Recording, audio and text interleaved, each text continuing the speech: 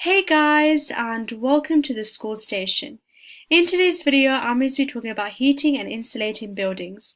This is from the AQA GCSE Physics 9-1 paper from the unit Energy and Energy Resources.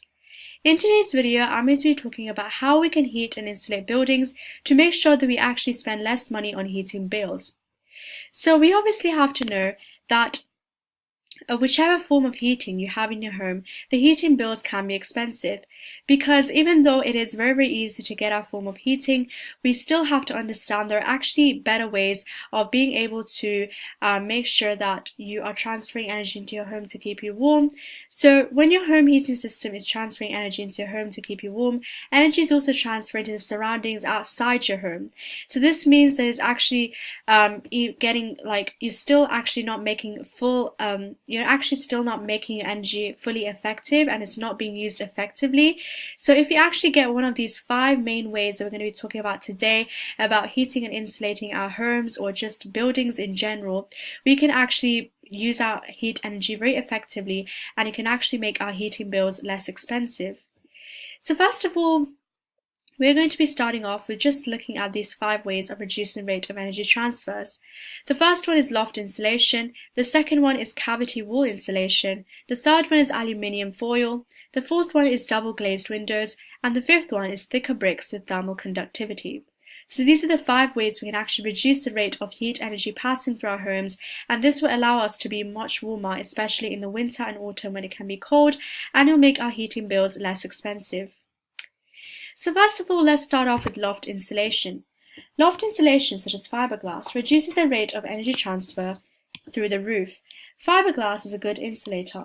The air between the fibers also helps to reduce the rate of energy transfer by conduction. The greater the number of layers of insulation, the thicker the insulation will be. So the rate of energy transfer through the roof will be less. This is the way we can actually use loft insulation. The second way of reducing the rate of heat energy transfers is cavity wall insulation. Cavity wall insulation reduces the rate of energy transfer through the outer walls of the house. The cavity of an outer wall is the space between the 2 layers of brick that make up the wall. The insulation is pumped into the cavity. It is a better insulator than the air it replaces. It traps the air in small pockets, reducing the rate of energy transfer by conduction. So this is how cavity wall insulation can really help to reduce the rate of energy transfer through the outer walls of our house. Next, we're going to go on to aluminium foil. Aluminium foil between a radiator panel and the wall reflects radiation away from the wall and so reduces the rate of energy transfer by radiation. So this again really helps reduce the rate of heat energy transfers because it really allows the wall to reflect radiation away from the wall. Next, we have double glazed windows. Double glazed windows have 2 glass panes with dry air or as a vacuum between the panes. The thicker the glass and the lower its thermal conductivity is, the slower the rate of transfer of energy through it by conduction will be. Dry air is a good insulator, so it reduces the rate of energy transfer by conduction. A vacuum also prevents energy transfer by convection. And the last way of reducing the rate of energy transfer is thicker bricks with thermal conductivity.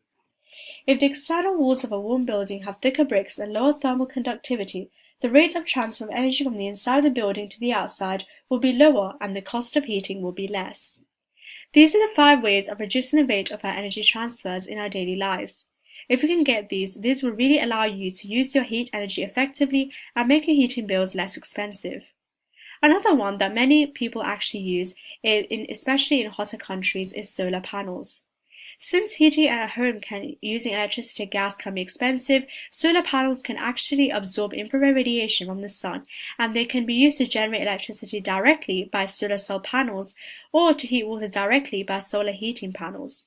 So basically, if there are any hotter countries where the sun is always there, you can actually buy solar panels, and if you buy solar panels, it can actually absorb the infrared radiation from the sun and generate electricity directly, and if you actually buy a solar heating panel, you can heat water directly. So this is really 2 useful ways of actually heating your home if you live in a very hot country. So that's basically everything that we've learned about the 6 main ways of reducing the rate of energy transfers. Just as an overview of what we've learned today, we understood why reducing the rate of energy transfers at home is important. It's because we actually have less expensive heating bills, and it allows us to use our energy more effectively. We've also learned the 5 ways of reducing the rate of energy transfers. So obviously they are these ones over here. And last of all, we've also learned why solar panels are useful. Obviously, you can actually buy solar cell panels or solar heating panels, and they can absorb infrared radiation from the sun and just basically generate electricity directly or even heat water directly. So thank you guys for watching this video. Give this video a thumbs up and subscribe to the school station for more free science and maths lessons. Bye guys!